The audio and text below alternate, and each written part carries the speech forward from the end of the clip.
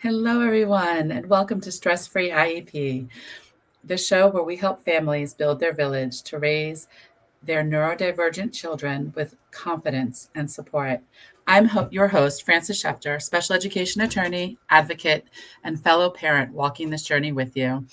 Each week, we shine a light on the professionals, resources, and real world strategies that can empower you to navigate the IEP process and beyond without stress. Whether you're tuning in live on Facebook or YouTube or listening later on your favorite podcast app, we are so glad you're here. Let's dive in and meet today's amazing guest. Dr. Carey Heller is a licensed psychologist and the co-founder of Heller Psychology Group, specializing in ADHD and executive functioning challenges in children, adolescents, and adults. He provides psychotherapy, ADHD executive functioning coaching, and psychoeducational testing for ADHD, learning disabilities, and related items. Dr. Heller also runs an executive functioning boot camp program. In addition to Dr. Heller's work with his practice, he volunteers his time in a variety of ways. Specifically, he serves as the Montgomery County, Maryland CHAD chapter coordinator and is on the National CHAD board. He also supervises graduate students conducting testing at the George Washington University.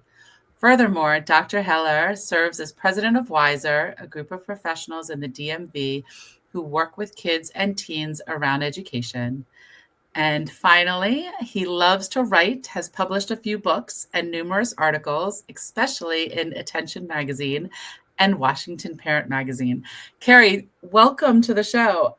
And I have to say, I've known you for how long, and I didn't realize you published some books. So, it's been a long time, but I'm happy to be here, and thanks for having me on the podcast. Yeah, no, definitely.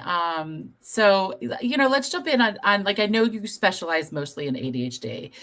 And I know, surprisingly, I still get a question often, like executive functioning. What is executive functioning? Well, I mean, it's a good question because you hear the term a lot, but people don't always take the time to step back and define it. Basically, I mean, it's a set of mental processes that are used to essentially, you need the skill sets basically in order to really complete a task. So it's an umbrella term that really encompasses planning, organizing, task initiation, so like getting going with things. So if you're going to, like, for let's say a child, if they're going to complete a homework assignment, so they need to be able to think about identify what assignment do they have, then to make a plan. So the planning piece, breaking it down into parts. So, sort of sequencing, dividing up a task into parts, and then holding that information in their mind of here are the task instructions. Here's what I need to do. And then to be able to stick with that, to be able to follow through and complete the task. So it's a lot of skill sets put together. And, ADHD certainly, I mean, the way that I conceptualize it, if you look at the definition, by default, if you have ADHD, because of the criteria used to define it, you have weaknesses in executive functioning.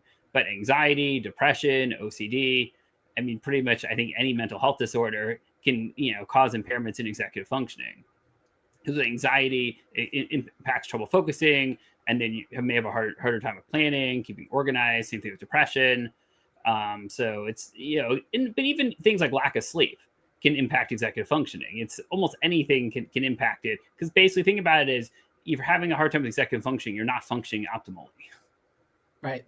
And that makes sense. I mean, like, I'm thinking about like lack of sleep, overly stressed, and all of that. But it's harder for those with ADHD and other neurodiversities, because even if they have full sleep and functioning, on everything that they need, food, the basics, they're still going to have a difficult time with executive functioning.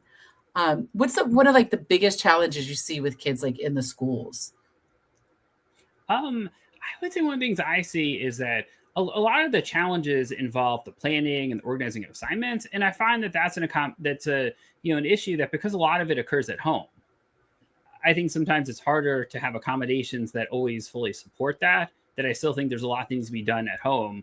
That accommodation can only go so far, and there's certainly things teachers can do to help with it, but there's still a big ownership on the part of the person themselves to navigate that piece of it. Right. And that makes sense, because like if It always makes me crazy because they're given extra time. So great. If you don't finish it in school, now you get to go home and do it. But if you have executive functioning, like, okay, now how do I balance that with all of my extracurricular stuff and make it all work? Right. And, that's a challenge. That's, one of the things that, because I do testing as part of the practice. And so with recommendations, extended time on assignments is not something I recommend that much. Or if I do in a very like controlled way, because I've definitely seen it snowball very easily where if someone has extended time for assignments, it can then lead to, the class has moved on to something else. And now they have, double the work and then they fall behind further. So I think, it has to be used in a very sort of controlled and like planned way. So I think that having a clear sense also when is the actual deadline if you have extended time is important, because I've seen that too quite a bit where, it's just take extra time. And I've seen this even at the college level too. But the problem is if there's no firm deadline, it makes it much harder to keep track of when to get it done by, or even was it turned in on time. Right. Exactly. Or you end up, because like Montgomery County made a new rule that everything had to be turned in 5 days before the end of the semester. So this last Friday was the last day. So my daughter decided she cared about her grades and wanted to make up all her assignments on Thursday night. So we were up late doing it because, she missed some days and she has extended time, and that's what happens. And, I'm very, mental health is more important. Let's, your grades are fine as long as you're passing everything. But then she decided she cared, and, so we're going to do it all now. Okay, let's do it all. As a parent, what else are you going to do, right?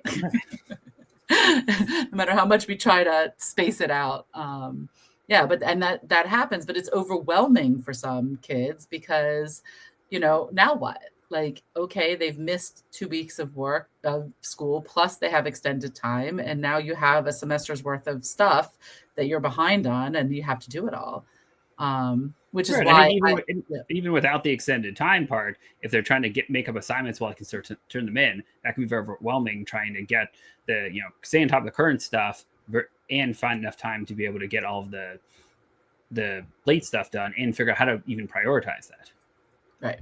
And that's sometimes why I get put on IEPs, the reduction in workload to just prove mastery. So, like everybody else has to do 20 assignments, but in reality, only 10 matter. So they only have to do 10, which then at least makes it a little more manageable, right? Right. But, so what, like, I know, like, I hear everybody all the time. Okay, so executive functioning, keeping organized, doing this, doing that. So for all ADHD kids, they should be using an organizer. We should do a task analysis checklist, and this, and these accommodations, the extra time, and so forth. Does that work for all ADHD kids?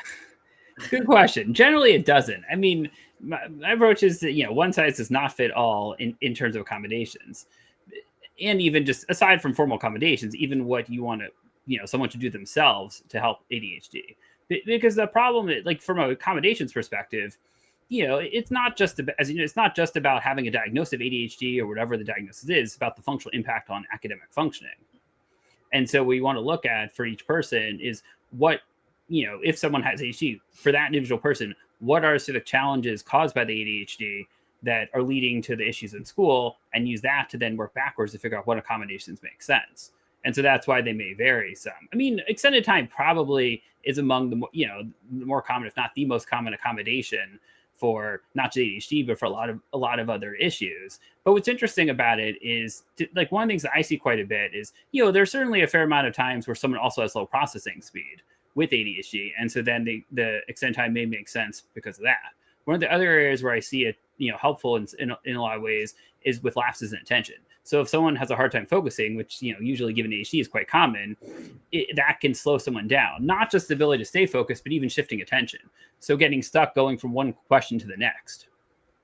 And so there can be a lot, or getting tripped up with, maybe multiple choice questions and having to reread stuff quite a bit. And so there can be a variety of different reasons why someone, even if their processing speed technically is okay, still, the focus becomes an issue and in turn slows them down from completing exams, and then, extended time is important.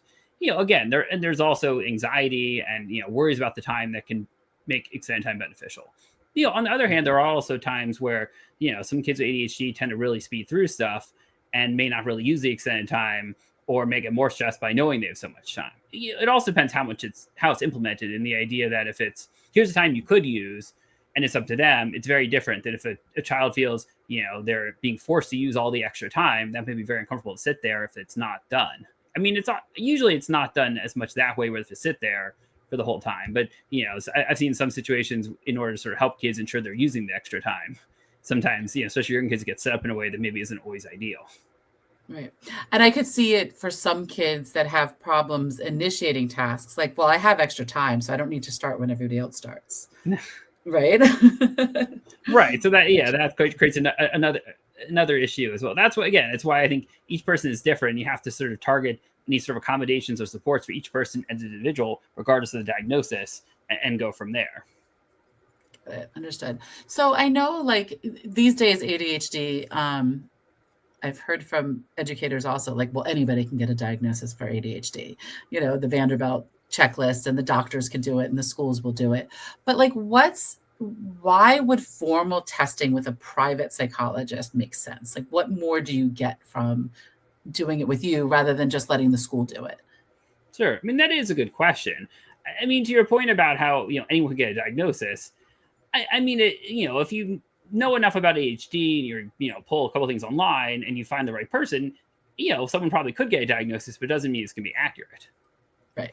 And with the testing, what I think people don't realize is that, so when you're looking at ADHD, you're looking at a variety of skill sets as part of the testing. So you're looking at someone's cognitive functioning. So their memory abilities, their processing speed, their verbal skills. You're looking at academic functioning. So their reading, writing, math, language abilities.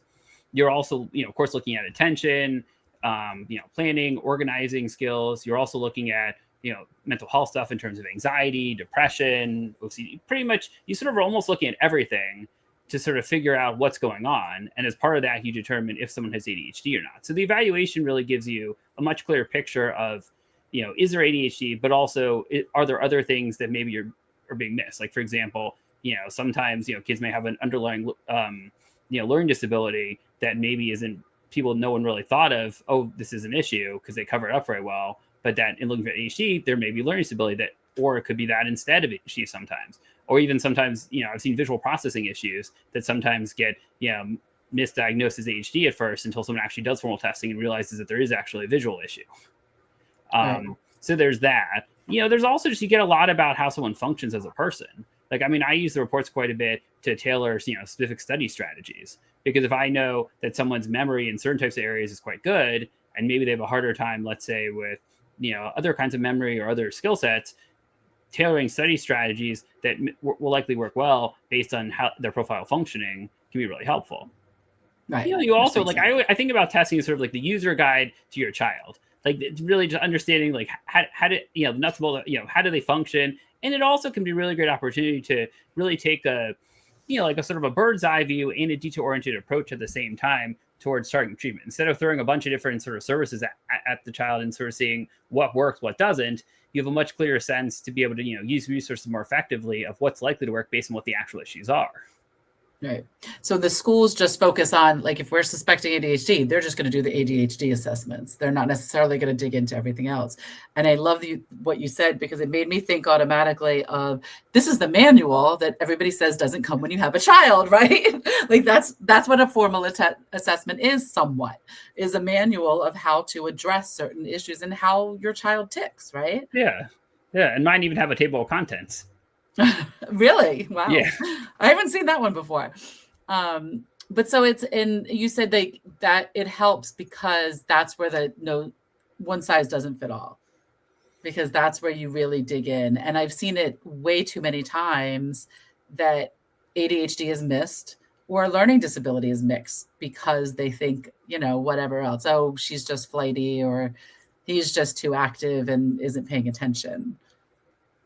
Yeah. And like, what I often suggest when people ask me about evaluation is to ask them first, what do you want to get out of the evaluation? Oh. Because in that question of, do you go to a pediatrician? Do you, go to someone like me to do the testing, to look at what are you going to do with the evaluation results? I mean, if someone's going into it and all they want is medication and they really don't care about anything else, I mean, obviously, psychiatrists usually do their own informal evaluation. Some will require formal testing by a psychologist, others don't. But, if the only focus is medication, especially if there's not a whole lot else going on, in theory, you could go to, someone just look at medication. but you're not getting as clear a picture. But if you want any sort of other information, in terms of how are they functioning, what else is going on, then, doing a formal testing is, usually the most thorough way to get at that. Right. Because especially with kids, there's so much overlap and stuff. I mean, if someone has a hard time focusing, it could be ADHD, it could be anxiety, it could be depression. There's a lot going on. It's sometimes harder to sort of parcel that out, and without formal testing. Or, I mean, you can ask a lot of questions, but it also depends how well the child can articulate things. Right. And I always like to say, like, the schools do fine, but they're only looking at the educational part. So, go to private testing because you want the whole picture. You want to see everything that's going on, because it makes a big difference. As you said, like, if somebody's having auditory processing issues or visual processing issues, that's going to be a very different look at how we're going to tweak things for that child to make it, make the general education curriculum accessible, and how to function in society, or not function, but function in society, so how, like, for your coaching, how does that work when it comes to, like, do you always do formal testing, or do you take outside testing? What does that look like? Sure. I mean, so there's no requirement to have testing, before I do sort of, executive function or ADHD coaching with anyone. Certainly if they have testing, I like to take a look at it. But, a lot of it in the first session is, asking them what's going on, asking them great questions to get the information I want to know to start, and use that to guide. Again, having testing is definitely very helpful, and there are definitely people I do testing for I then work with after. But certainly there are a lot of people that don't have testing, and sometimes I'll refer out for testing once I start working with someone if I see that there's definitely a need for it. Right. And I would say your knowledge of doing testing helps you do a quick assessment for your potential coaching clients. Yeah, well, it's funny actually, because my executive functioning bootcamp actually evolved out of doing testing, in that basically I do feedback sessions, and I have a lot of fun with making recommendations for people in terms of, like, I'll look at kids' planners to see how they keep track of assignments and what they use for study tools and things like that, what apps they use on their phone, so that, when I make recommendations, I can make recommendations that are very practical that kids can actually use. And so I would start setting up stuff with kids during the feedback session, and then they'd want to come, this years ago, and then they wanted to kind of keep coming back to work on the stuff. And so that's how sort of the boot camp kind of evolved. So what is the boot camp? Like, when is it offered? So basically it's a 2-hour intensive session, usually 1-to-1. I do some small group ones in the summers, but generally the idea is it's a nice way to take a step back, look at what's working, what's not, and how to make improvements or enhancements, with the idea that we look at things like, keeping track of assignments, planning, morning routines, evening routines, like, very practical stuff that a lot of times, like, unless stuff is really not working well, people aren't always going to take the time to take a step back and think about, how could I do this better? Right. So the boot camp is a great way both to sort of do that and come away with a written plan of what to do, but also, it opens up that communication, that conversation of, oh, I could do something differently. Because I find a lot of it increases self-awareness in kids. And it's just, it's one of the favorite things I get out of it is this sense of, even if kids are super resistant going into it, they usually come out of it in a much better spirit, sort of thinking, oh, this actually is helpful, or it really isn't as hard as I thought it was. I can actually make these changes myself. Right. And it's also just another set of eyes. Like, you don't know what you don't know. Right. And the kids are plugging along, doing fine, getting decent grades. Okay, we're fine. But all of a sudden you can come in and tweak something that you just saved them an hour a week. Right, exactly. And then that adds up. And also, one of my big things is I really like to help people learn how to do this stuff for themselves, with the idea of understanding also the principles behind it, not just following some system blindly. Right. Because, like, I look back to when I was tutoring, and I was just a teacher, not just a teacher, but I was a teacher, and I was tutoring, and all I was doing really was the homework with the kids. And that's what I was basically hired for. But I can see why having that executive functioning coach, you're not just doing homework, you're teaching a child how to be independent, which I know as a parent isn't always easy, because they don't always listen to us as the parent. Right. I mean, I've often told parents I can pretty much probably say the same thing as them, but because I'm not the parent, the kids may be a little more likely to listen. But right. And again, a lot of it's also the idea of in the moment working on stuff. So, for example, if a child's really anxious because they're having a hard time with the paper, to actually look at the paper and work on getting started and being able to process those feelings in the moment. Because that's one of the other things I think is really helpful about the work, is it's not just the strategies and, here's stuff you set up, you do on your own, but it's also the work you can actually do during the appointments. And again, as a psychologist, I take a different approach, I'm sure, with this than other coaches may who don't have a mental health background, because I can also sort of address the anxiety and other things in the moment. But I think that's also important, because the problem is if you just focus on strategies, you don't really, like, especially if there's OCD or anything else, also you have to look at someone as a whole when you're targeting any sort of interventions. Right. And the mindset is huge. Exactly. The mind is. Yeah. I mean, look at the motivation, and Yeah. I mean, the motivation has to be there to some degree in order for stuff to get done. Right. Like any coach will tell you, it's mindset is, I know my uncle used to say all the time that, like, working out and going to the gym, like 99% of it is just getting there. Because once you're there, you're fine, right? Right. So it's Yeah, or setting up like your reward system. Like, my big sort of thing with kids is, if we're going to set a reward system, have it be something that they could technically give to themselves anyway when they're older. I mean, like, the workout as an example would be, having a TV show that you watch, but only watch when you're on the elliptical at the gym. So the idea is it motivates you to go because you want to watch that show. Or for kids to say, I get to watch this episode of a show on Netflix I'm watching, but only after I'm done with all my homework. Right. Because then they're not relying on the parents to give them a reward for doing something they should be doing anyway. Right. And one thing I always say is never make it food, because that's the worst, right? Because the reward is food. Then it's like you're all of a sudden eat, like, if you're not hungry, but you get the reward of the ice cream sundae, Right. Yeah. And again, I think, each child's different, and there obviously, if there are other issues, like any sort of eating issue, or in general, you want to be careful of whatever based on, like, or if a kid is, very attached to electronics, it's really hard time self-regulation, being mindful of, giving a lot of extra time as a reward also. Right. Right. Because and that's a whole nother show. Right. Electronics. And because, well, I mean, to touch on a little bit, like, I know, like, in the neurodiverse community, like, some parents are like, it's the only way my kid self-regulates. But then other parents are, my kid is so addicted to it, when I try to take it away, it's just awful. And so it's like that in between of knowing your kid, right? Yeah, it's hard. I mean, I find out, and again, it depends obviously on kids and their interests and activities, things like that. But to the extent that you can have kids sort of weave in the electronics naturally, like if they have enough activities that, they're reasonably busy, that the electronics time is more of, oh, I have some time left over, let me do this. I find it seems to be a little bit easier than it being, where electronics is put up on a pedestal and they have all the time in the world. So it's more about restricting it. Right. That makes sense. Yeah. Yeah. Do this, then that. What else? Like, what am I missing? Like, what topics, like, what questions did I miss asking you? Like, what are other things, information we need to get out there? I would say one of the things that people don't think about that much with ADHD is the hyperactivity and the fidgeting, and the idea that you can actually harness the fidgeting in a controlled way to in turn potentially improve focus a fair amount. Because a lot of times, I mean, not everyone with ADHD has hyperactivity, but if they do, kind of the child who shakes their leg and shakes the table or the desk and makes a lot of noise, or fiddles with stuff and annoys everyone. Like, those are sort of probably some of the common stereotypes with it. But usually those things are mindless, at least initially. But so one of the things I find really helpful with kids is and adults can use this too, is with doing homework, is to have something like a mindless physical activity they can do while they're doing homework.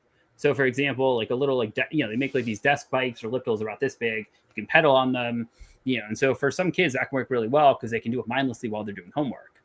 Because you obviously oftentimes need your hands for homework. So it's a little hard to fiddle with something while you're doing homework unless you're reading.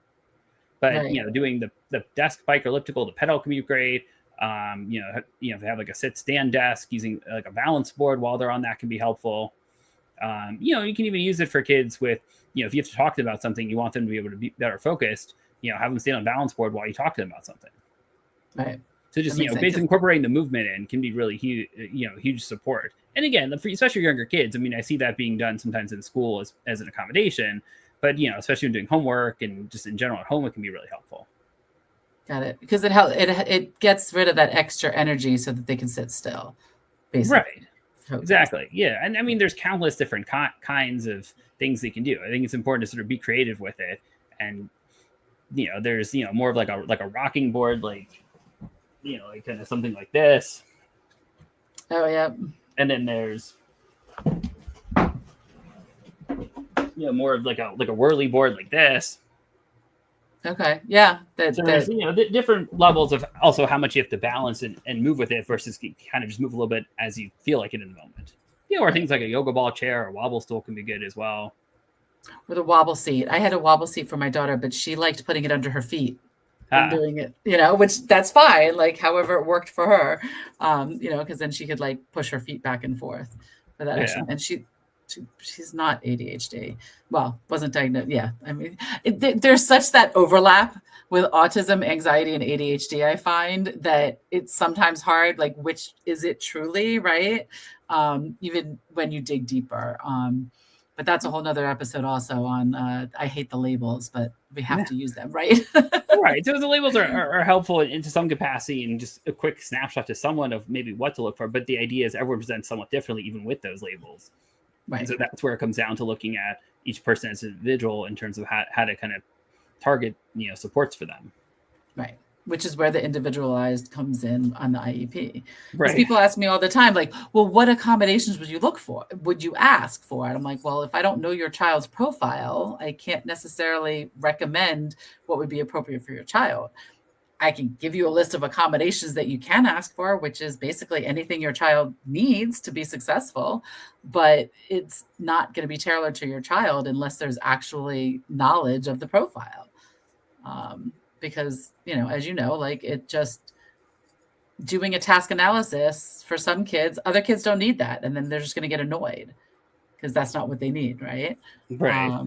Yeah. I mean, because it just reminds me of like with the planning with kids, that's one of the things I see that there's, initially there's often a sense of resistance of I don't want to do any extra steps. Right. And so I think for kids, if it doesn't feel like it's super easy, then they don't want to do it. But I think once they can take a step back, especially like when they, because relying on memory is probably one of the biggest things I see with kids with ADHD, and obviously those about too, rely on their memory for tasks and don't think about that you're more likely to forget stuff in the moment, or you're not going to, be able, but basically it can reduce stress by seeing it all in front of you, but doing it in a way where it doesn't feel tedious. Because I've also seen some where, kids feel like they have this super rigid system they're given to use, and to them, it just doesn't feel natural. So like trying to find a good system that's natural to them to use can really help. And that's what you do with them. Yeah. So a lot of like, I don't have one method that I use for helping kids keep track of assignments. I mean, there's probably at least like 10 or 15 different ones based on, each person's needs, what they want to do, what makes sense based on the age and, a variety of other factors. And so it's really for each person to figure out what kind of system makes sense. What do they want and going from there. But to the extent possible, it's often better to try to take an existing system and tweak it rather than completely overhauling it unless it's absolutely necessary. Right. Right. And then tweaking it along the way, because I'm sure, elementary school versus middle school versus high school are so different in what you need to do. Right. Exactly. Yeah. And also the idea of how much you write yourself or a kid writes himself to record it versus like automating it. I mean, because with, Canvas for NCPS, you can take the calendar feed page, you can copy the ICS calendar link out of it, and you can basically put all the assignments in whatever program you want as long as it accepts a calendar link. Oh, I didn't know that. Yeah, it's like you can take, all the assignments from from Canvas, you can put them into Google Calendar, Apple Calendar. So if you want to view them in a calendar format outside, and it syncs up. So basically, so then anything new that will pop up into Google Calendar, as long as as long as you do like the copy to say, there's like I think an export option where it just does a one-time thing. But as long as you do the normal like syncing, it'll keep syncing every time there's a new assignment added. Interesting. Now I just need to get access to Canvas because I have parent view, but I can't get into. There's been lots of talk. It's like, why do we need both? Yeah. Well, I mean, it used to be there's a resources section under parent view where you can click and it opens up like a copy of MySys Classroom or Canvas. It's supposed to, yes. Yeah, I don't know. I think they used to work. I don't know if maybe they deactivated for certain age groups, but. No, I think it's supposed to, with just something's not clicking right, or could be user error, I'm sure. So I just need one of my friends that are a little more techie than me to talk me through it. But that's good to know it. Yeah. Yeah. I mean, it also brings up the point that, I think a lot of times there's this perception that with all this technology, it's so much easier for people with ADHD. And in some ways that's true, but the other side, it's also can be more challenging because it just reminded me, for kids in SCPS, for example, having to, log into Canvas to see the assignments and then log into to Student View to see the grades. That it's, right. Multiple steps. Sometimes there's a delay in assignments from Canvas showing up in Student View. And also, I mean, what is actually interesting is with Canvas. So with the Canvas app, there's actually the to-do list. If you open that up, it's probably the fastest way to see if they're missing assignments, because if there's anything on the to-do list prior to today's date, it's there if it's missing. In the like desktop version, you can scroll through like list view or look up a couple other different ways going by class, but it's often more tedious to do it. So I think kids get discouraged and don't always look as carefully if there's stuff that's missing. Right. And it makes sense. Like, I love the idea, and I'm going to go figure out how to do it with my daughter when I get home, to link the Canvas to her phone, because she's on her phone most of the time. You're not sitting in front of your computer logging into Canvas all the time to say, oh, what do I need to do? What do I need to do? Whereas if she has it linked to her phone, we can set it up that she gets a reminder, 2 days before something is due. And then that way, like, it helps her keep on track of what she needs to do. Right, exactly. So it's great to use the apps, and you can also control which notifications you get. So because a lot of times I see kids have hundreds of notifications from Canvas that go into their school email account, and they never check the email account, and so it just keeps getting flooded. So you can also go in and manually adjust which notifications you get to email, which ones you get to the app. So this way you're getting notifications you want and not as many of the ones that you don't. Which makes sense, because that's another thing that gets overwhelming. You open your email and there's 50 emails, like, right. Never mind, I don't need to read any. Yeah, but I think part of the executive functioning piece, I work a lot besides assignments, is also looking at, we pair that with the idea of checking email regularly. That, I think on some level, there may be a little bit generational, but there's also the aspect that, kids have multiple, even from a young age. I mean, technically, kindergartners and MCPS have email accounts. They may not necessarily check them or use them very much, but they're there. And the idea is that, if you work with kids on this stuff when they're younger, it makes it easier and more natural to check email and get used to it. Whereas if suddenly you introduce it to them when they're in high school, they still can learn to use it. I think it's probably a little bit harder to use as much. Right. And that makes sense. One of the complaints is that in elementary school, homework's not it's given, but it's not ever collected or graded. And the kids learn that. So that's like, I don't have to do homework. And then all of a sudden they get to middle school and it's a very different story. And so it's kind of like, if your family wasn't the one of we do homework, whether it's graded or not, we do homework, then, and you're not in that habit, it's kind of hard to change it when you hit 6th grade, that all of a sudden, wait a minute, what do you mean I need to do homework? Like, I've never done it. Yeah, and also in the idea that in elementary school, a lot of times kids get a weekly sheet. Here's the sheet that the teacher sends for the week for homework, and they're expected to check Canvas in middle school and high school to see the assignments in most cases. Or there's sometimes where teachers will give it in class and it doesn't always end up in Canvas initially, and then that creates other issues if you're relying just on Canvas, which is why also working on a way to write it down during class is often helpful too. Yeah, that's the assignment book, to have the backup. Right. Because if one's not working, what are you going to do? Right. Then things. Right. Or having some sort of hybrid system where you have a very simple checklist. You write down whatever you need to at school that is not in Canvas, transfer it to whatever system you're using when you get home. So you have all the stuff planned out with long-term stuff. Because even because of using Google stuff for NCBS as an example, and a lot of school systems also, even using Google Tasks, which you can have open, in the same window as a school email account or a Google Doc. It's probably one of the simplest task list systems to use. That clearly is not blocked because it's built into stuff that is part of the Google for Education suite. Right. Yeah, because that's like the email block. That's a whole nother thing, the tech stuff. So people listening, they're like, "Oh, that boot camp sounds great," or "I need my child tested." Like, what's the best way to get in touch with you? Sure. Just go to my website, hellerpsychologygroup.com. There's a form at the bottom of the page. I think it says click connect. And basically, I try to, practice all of the executive function stuff that I work with clients on. So it's pretty straightforward. Basically, you click the button, you fill out a form, and then I'll basically send you a link to the portal with paperwork, and you can schedule a new client call with me or initial appointment and go from there. So it's pretty straightforward and doesn't involve having to play phone tag at all.